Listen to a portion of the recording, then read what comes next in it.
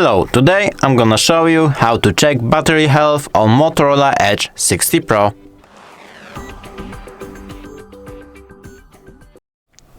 First, we need to open Play Store. So just scroll up, click on the search bar, write Play Store, open it, then click on the search icon, then on the search bar, write Ampere.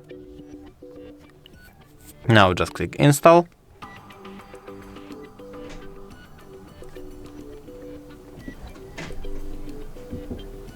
Okay, now we just click open, consent, okay,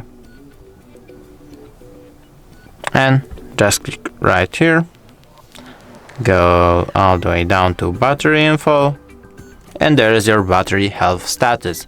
Thanks for watching, I hope I helped you. It would be really nice if you could subscribe to our channel. Bye and see you soon.